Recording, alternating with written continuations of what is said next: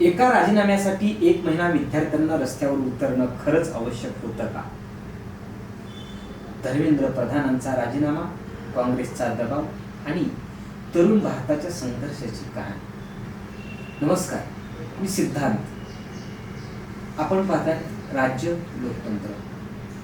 एक प्रश्न विचारूया. जर अखेर शिक्षण मंत्र्यांचा राजीनामा द्यायचाच होता तर त्यासाठी सरकारला जवळपास 1 महिना का लागला? हा फक्त एका मंत्र्याचा राजीनामा नव्हता. या महिनाभरात लाखो विद्यार्थ्यांनी अभ्यास सोडला होता, रस्त्यावर उतरले, आंदोलन केले, पोलिसांचा सामना केला, पालकांनी चिंता केली आणि देशभरातील तरुणांनी एकच प्रश्न विचारला, आमच्या भविष्याची चिंता इतकी कमी आहे का?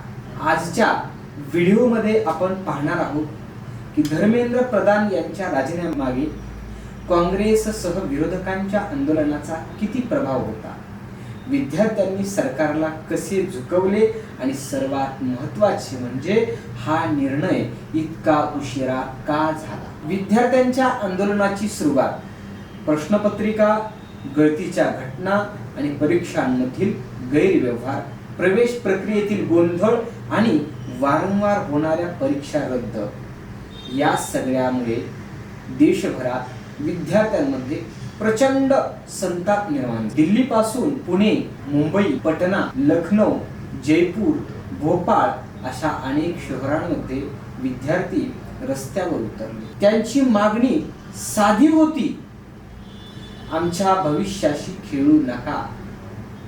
हे आंदोलन कोणत्याही एका पक्षाचे नव्हते.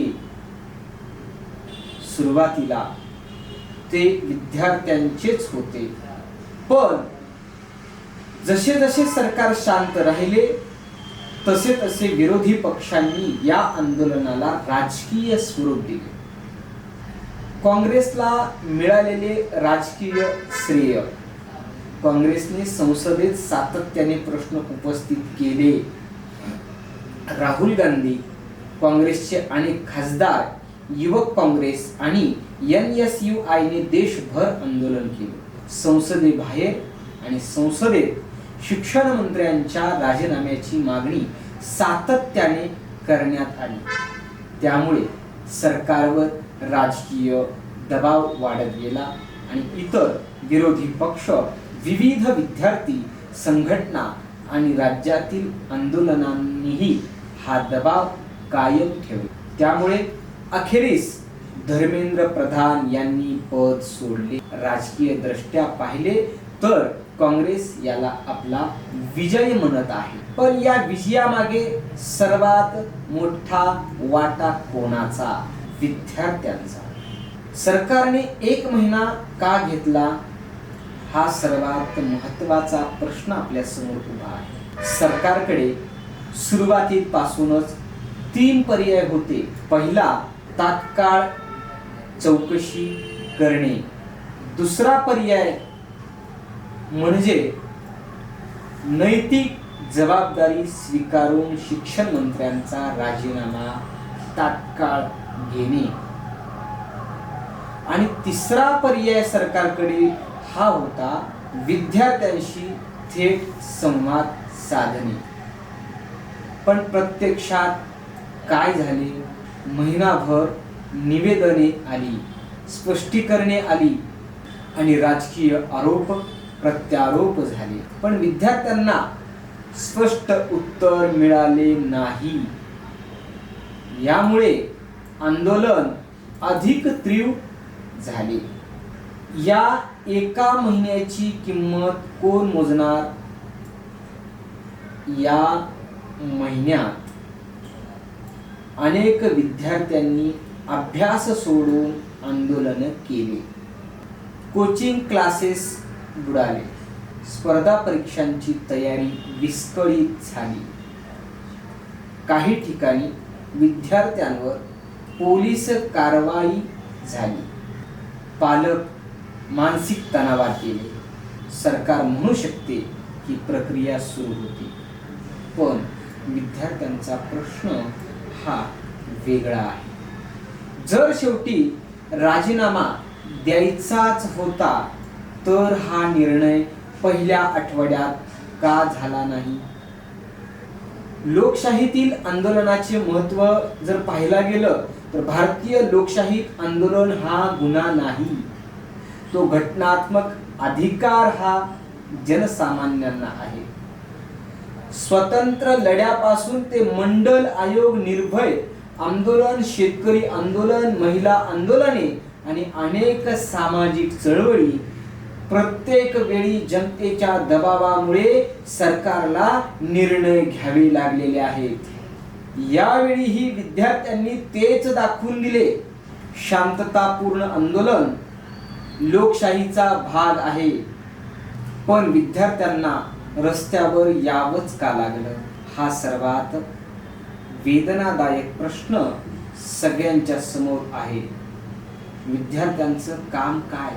विद्यार्थ्यांचं काम काय तर अभ्यास, संशोधन, नवीन कौशल्य शिकणे, देशाचं भविष्य घडवणे.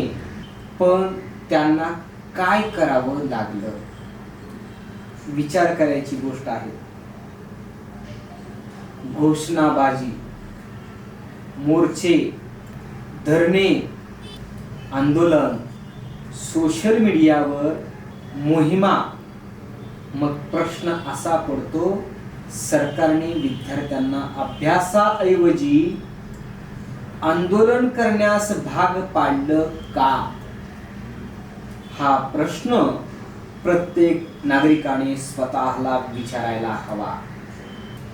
ही केवळ एका मंत्र्याची गोष्ट नाही, तर धर्मेंद्र प्रधान गेले, उद्या दुसरे मंत्री येतील, प्रश्न तसाच राहणार आहे. परीक्षा सुरक्षित होतील का? पेपर फुटी थांबेल का? भरती प्रक्रिया पारदर्शक होईल का?